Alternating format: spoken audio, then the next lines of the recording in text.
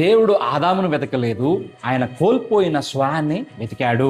ఆదికాండం 3:9 దేవుని వాక్యం అంటది, యెహోవా దేవుడు ఆదామును పిలిచి నీవెక్కడ ఉన్నావు అని అడుగుతా ఉన్నాడండి.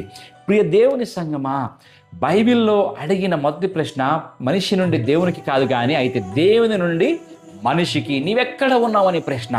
చూడండి, సార్వభౌమత్వమును కలిగిన దేవుడు, సర్వజ్ఞుడైన దేవుడు, ఆయనకు ఆదాం ఎక్కడ ఉన్నాడో తెలియదా?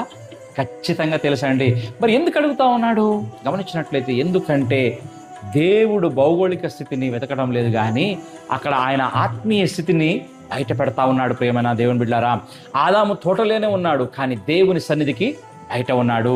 అతని కాళ్ళు ఇంకా ఏదైనా తోటలో విడిచి వెళ్ళలేదు కానీ అయితే తన హృదయం మాత్రం దేవుని నుండి అప్పటికే దూరం అయిపోయిందండి.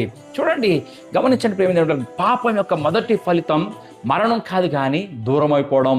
అంతమాత్రం కాకుండా దూరం అవడం యొక్క మొదటి లక్ష్యం ఏంటంటే భయం అండి. భయం యొక్క మొదటి చర్య ఏంటంటే దాక్కోవడం.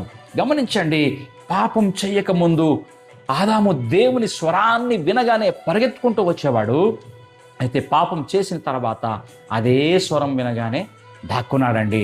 స్వరం మారలేదు, పిలిచిన దేవుడు మారలేదు, అయితే వినేవాడు అక్కడ మారిపోయాడు. ఇదే నేటి సంఘానికి ఉన్న గొప్ప ప్రమాదం. ఎందుకు ఈ మాట అంటున్నానంటే, ప్రజలు ఇంకా దేవుని ఆరాధిస్తూ ఉన్నారు, ప్రార్థన చేస్తూ ఉన్నారు, సేవ చేస్తూ ఉన్నారు, కానీ దేవుని స్వరాన్ని మాత్రం గుర్తించే సున్నితత్వాన్ని రోజు వారు కోల్పోతూ ఉన్నారండి. నిజంగా నువ్వు ప్రశ్నించుకో, ఈరోజు దేవుని స్వరాన్ని వినగలుగుతున్నావా నువ్వు? చూడండి, మన చెవులు ఈరోజు ప్రపంచం యొక్క శబ్దాలతో నిండిపోయిందండి. అందుకే దేవుడు ఈరోజు కూడా మనల్ని అడుగుతున్న ప్రశ్న ఏంటంటే, నీవు ఎక్కడ ఉన్నావు? నీ శరీరం సంఘంలో ఉంది కానీ నీ హృదయం ఎక్కడో బయట ఉంది.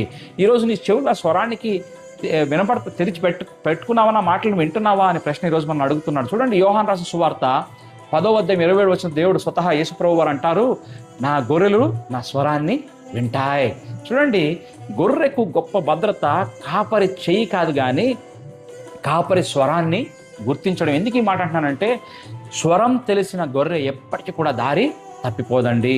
చూడండి, చివరిగా మనం ఒక మాట చూసినట్లయితే ఆదికాండంలో నీవెక్కడ ఉన్నావని పిలిచిన అదే దేవుడు సులువుపై తన కుమారుడైన యేసుక్రీస్తు ద్వారా మన దగ్గరకు వచ్చాడు. సిలువ మన పాపాన్ని మాత్రమే తొలగించలేదు, తండ్రి స్వరాన్ని మళ్ళీ వినే మార్గాన్ని తెరిచిందండి.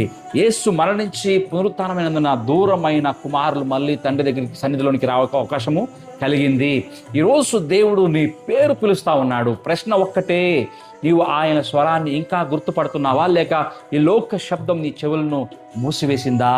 యేసు వైపు తిరుగుదాం. ఈరోజు ఆయన స్వరాన్ని విందాం, ఆయనను అనుసరిద్దాం. అక్కడే నిజమైన జీవం, రక్షణ, పునరుత్థాన అన్నీ కూడా అక్కడే ఉన్నాయి.